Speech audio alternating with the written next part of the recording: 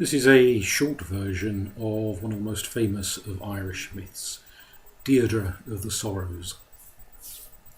Phelim was the storyteller's storyteller, the one that all of the other storytellers turned to when they wanted to know a myth or a tale or a saga of which they were unsure, or they only had heard the smallest scraps. They would go to Phelim, and Phelim would fill them in with his wealth of memory, for the man was a walking library of tales and myths and legends and sagas and fables.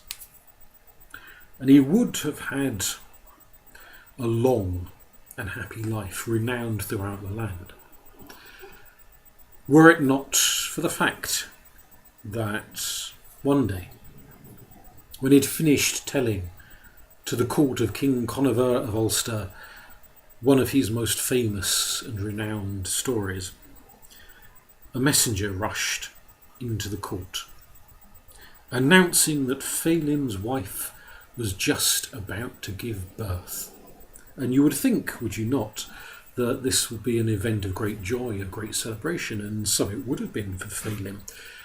But when they turned to the druid, when they turned to the wise man in the corner, to Kavar, and said to him, "You are the magician, you are the weaver of spells, the worker of wonders. Give us a prophecy. What awaits the child of the storyteller? What tales will she tell and be part of?" The old man looked into the crystal that had topped the end of his staff and thought and thought and thought, and saw the unfurling of fates and mysteries before him, and said, "Oh, she will be a beauty, a wonderful beauty to behold, not only beautiful on the outside, but beautiful within, in her heart, in her mind, in her soul. She will be an enchantment to behold. But where she walks, there will spring not white flowers, but red with the blood of all of the men who will die because of her. 3 of the greatest warriors of Ireland will be banished on her account, and blood will flow throughout the lands of Ulster." And at once there was uproar in the court. People said that Phelim, rather than cradling his newborn in his arms, should throw her from a cliff, cast her into a river, place a pillow upon her face, and rid the world of this ill-omened creature before she had a chance to wreak the mayhem that she was destined to wreak. But Phelim, like any decent man, looked at the innocent child in his arms and wept, could not bring himself to commit a single act of malice against that beautiful child. And the king, Conover, he was not renowned for his compassion, saw the look of love and the grief upon the face of his favourite storyteller, and thought to himself, if this man is robbed of his child, if his wife is robbed of her child, there is every chance that he will never tell a story again. And the prospect of that moved Conover more than the plight of the innocent babe, and he said, "A solution presents itself. Let us take this child from the court and have her fostered, have her raised deep in the woods, far from any prying male eyes, so that as she grows into womanhood, no man may fall in love with her, no man may scheme for her, compete for her, try to woo her or charm her. And when word is sent to me that she is of age, I, and I alone, will marry her. Then there will be no competition for who would dare to try and best the king himself." And the warriors of the court said that this was a wonderful plan. But then they were warriors, they were not druids, they were not learned in the ways of human nature, only in the ways of sword and spear and axe and shield. And to the grief of Phelim and his wife, the infant Deirdre was taken away, taken deep, deep into the woods, there to be raised by Levachan, a wise woman, a singer of songs, a weaver of poetry, one of the Fili herself, that she should raise the child on stories exactly as that child would have been raised had she lived in the home of her parents, but raised in safety, away from those who might see her as a threat, as a future albatross around the neck of Ulster and perhaps seek to do her harm. And as much as it grieved the heart of Phelim and his wife, they could see that the child would not be safe whilst she was with them, because of the murderous minds of the people around them. And so Deirdre was raised by Levachan. She was raised on music, she was raised on poetry, she was raised on story, she was raised on adventure and excitement and wonder and magic. And she grew to be exactly what the old druid had said she would be. By the time she reached 14 or 15, she was beautiful and charming and wonderful and kind and caring and learned and knowledgeable, and she could spin tales as well as her foster mother, as well as her father, even though she had never met him. The blood of storytelling was in her veins. And about this time, before word had been sent to the king, for in that day and age they married them off young, before word had been sent to the king, young Deirdre was off in the woods one winter, and she sat upon a stone, and she watched as the snows fell down to the earth and laid a great blanket, and a raven flew past, carrying some rodent that it had just killed in its beak. And the raven dropped the rodent in the snow and the blood cast everywhere. And the raven came down, plucked up its prey and took it off. And the young girl, in all innocence, turned to her foster mother and said, "I had a dream of this last night. Exactly this that I have seen before me. And in the dream I felt I would fall in love with a man." And bearing in mind she had never actually seen a man, for she'd only ever known her foster mother and the birds and the beasts of the forest. "I felt I would fall in love with a man whose skin was as pale and unblemished as the snow, whose hair was as dark and lustrous as the wings of the raven, whose cheeks and lips would be as red and flush as the blood that now spatters the snow." And Levachan, being a wise woman, a druidess herself, knew a vision when she heard one. And she said to herself, "This is a man I know myself. I have seen such a man. On my journeys when I've left you to play in the woods and I've gone off to the villages to buy provisions, I have seen such a man. I have spoken to such a man. I have got to know and trust such a man. And he is Nisha. Handsome, kind, generous, brave, intelligent, wise. He is the sort of man I should dearly want you to fall in love with." And she thought then of the king, old and bloated and cruel and grasping and greedy, and not the kind of man she would ever wish upon her foster daughter.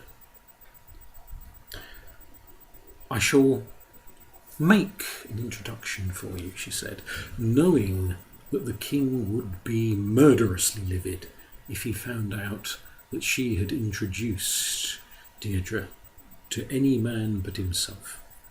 But this she did.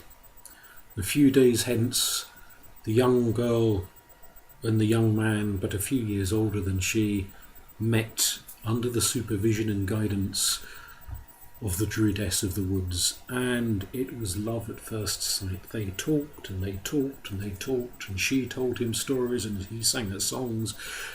They shared their love of nature, their love of life, their love of the world. It was a meeting of hearts and minds. And the druidess could see from the passion in their eyes that one day, very soon, it would be a meeting of bodies. And she said, "You must flee from this place. For soon the king will remember that you exist, will remember that he wishes to marry you and make you his queen. And when he finds out that you have already fallen in love with another, he will have your head and my head and his head. You must go." So the arrangements were made. Nisha met with his two brothers. They arranged passage on ships. They ensured that the old druidess in the woods would be safe somewhere else far away where the king would not know how to find her. And three brothers and Deirdre embarked upon the ship, sailed across the sea, and arrived in the land of Alba, what would one day be called Scotland. And there for many a year they lived, and they were happy, so happy. But always there was a shadow which they were unaware of, but it was there nonetheless. The hatred, the resentment, the jealousy, the envy of King Conover over in Ulster, who had been thwarted, for exactly as the druidess had said, in due course he remembered that just as his own wife had now died, there was another waiting to take her place, one of renowned beauty according to the prophecy of his druid, and when he sent for her, it was only to discover that she had gone. Not merely gone by herself, but gone off in the company of some man. He was not a king to be easily cheated. He was not a king to forgive. And even though it took years to find them he did. And he sent one of his bravest warriors to bring them back, alive. And Fergus said before he left the court, "I will carry out this duty to you, my king, but just as I will bring them here alive, you must promise to me that they will be well looked after. They must not be harmed when I bring them here, for I will not bring an innocent to an execution, to a murder." And the king said, yes, just bring them here. Some arrangement will be made, compensation will be demanded, but you must bring them here. And so Fergus made the journey across the waters into Scotland and made the long trek around Scotland until finally he found where the three brothers and the young maid were living. And he put it to them that King Conover demanded their presence, and that he himself, the renowned Fergus, of all they had all by then heard, guaranteed them safe passage out of Scotland, safe passage upon the ship back to Ireland, and safe passage into the court of Conover himself. And the three brothers and the young maid could see he was an honest man, a good man, a decent man. They trusted his promise, and he was a renowned warrior who surely would defend them to anyone who might try to break that promise. The journey was made. But Conover himself, as I say, was not one to be easily fooled. He had arranged someone to be waiting at the docks, someone who would take Fergus aside and trick him and deceive him and mislead him and ensure that so much time was spent on other things, on irrelevancies, that he would not notice that the three brave young men and the beautiful young woman were being whisked away without his protection anymore. Well, the three young men soon realised what was happening, and they made good their escape, with the beautiful Deirdre with them. And they came to the house of the Red Branch, the famed heroes of Ireland, and there they begged for protection, and they were granted it. But Conover, with his amassed armies, who had heard all of the prophecies of the old druid about how rivers of blood would flow at Deirdre's passage, gathered outside the house of the Red Branch. They demanded that the three brothers and Deirdre be given over to them. And when the three brothers resisted, Spears flew, axes flew, swords clashed against shields. War was raged.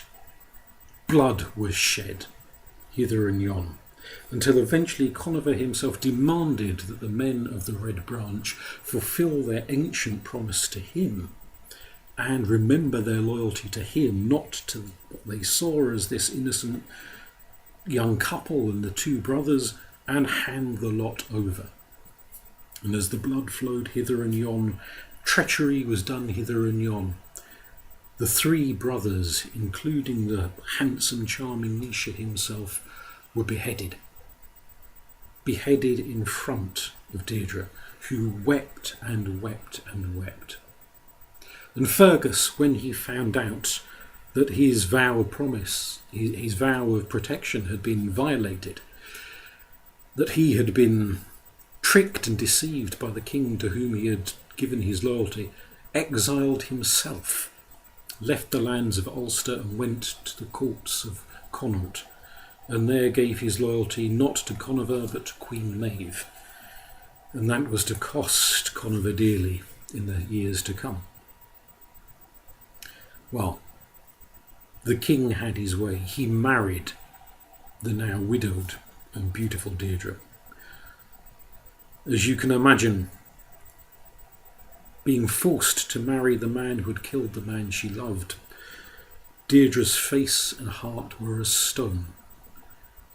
Throughout the wedding service, throughout the banquets afterwards, not one morsel touched her lips, not one sip of mead was drunk by her. We will gloss over the wedding night, for it was a horrible event for her. Forced against her will by this man she had come to loathe and despise. And for a whole year of marriage she was like an iceberg towards him, speaking to him as little as possible, glaring hatred and venom at him to the point where the man insisted on having a food taster, lest she slipped some poison in his meat or drink. Till at length, at the end of a year and a day, Conover had to admit that the price of claiming her, the price of having defeated and slaughtered the man who had cheated him of his bride, was simply not worth the coldness, the rejection, the obscenity of their nights together. And he said to her, "Is there one man you hate more in the world than you hate me?" "Not more than I hate you," she said, "but there is one I hate almost as much as you, and that is Owen, who was responsible for wounding her beloved during the great battle. Joan I despise almost as much as I despise you." And so the king, sneering and harsh, said, "Well then, I will grant you what you wish, to be put away from me, but I will give you, like so much chattel, to be married to Joan." And if she felt like weeping, if she felt like raging, she did neither. She was still as cold as ice. To go from frying pan to fire, she refused to show any emotion towards him, any weakness towards him. The decision was announced to the court. The charioteer of the king was summoned. He was ordered to deck out the chariot, to pack up all of the various goods of the queen, her dresses and jewels and so forth, that could be taken in a wagon and transported off to the house of Joan. And the king decided he would accompany her upon this journey, that the three of them, the charioteer, Deirdre and Conover, would all go in the chariot with the wagon behind pulling the goods, so that he could personally hand her over to the man she despised. And they had not got even halfway upon the journey when, the two men's attention being elsewhere, the charioteer upon the horses and the king upon the various sights they were seeing on the journey, Deirdre hurled herself out of the back of the chariot, dashing her brains out, upon some great boulders that they were passing at the time, and there her broken body lay, free of Conover, free of Owen. You might say free in the world beyond this world, to rejoin with her lost love. But the king, even in widowhood, would have none of it. Of course, Naoise had already been buried a year ago in a grave over yonder. The king insisted that his almost ex-wife be buried in a grave on the far side of the cemetery, away from where Naoise lay, knowing that there were many who muttered in the court that she ought to be buried beside the man she loved, for they'd all seen the wickedness with which Conover had treated her. They'd seen the coldness and the hostility that she had returned towards him, and even those who had been hot for her death when she was an infant now had come to regret their bloodlust and to realise the terrible wrong that they had done this poor woman, let alone the three brothers. And there grew from the grave of Naoise a yew tree, already a year old, a sapling. And as soon as the soil had been settled upon the grave of Deirdre, there appeared green shoots from the top of that grave, and there grew at far greater speed than any yew tree has a right to grow, a yew sapling. And these two saplings either side of the cemetery grew higher and higher and higher, faster than any normal trees have a right to grow. And they grew thicker and thicker and bushier, and as the years passed, these two great trees grew and grew and grew until their branches, stretching like a great canopy over the cemetery, clasped one another in an archway. And those two trees, longest lived of all the trees that grow in this country, or grow in Ireland, joined with one another. For 1,000 years they have held hands or branches, entwined in a love that has outlasted King Conover and the children of Conover and their children until the whole dynasty was dissipated into nothingness, and still Deirdre and Naoise are clasped both in physical life as well as in the afterlife, in an eternal and undying love.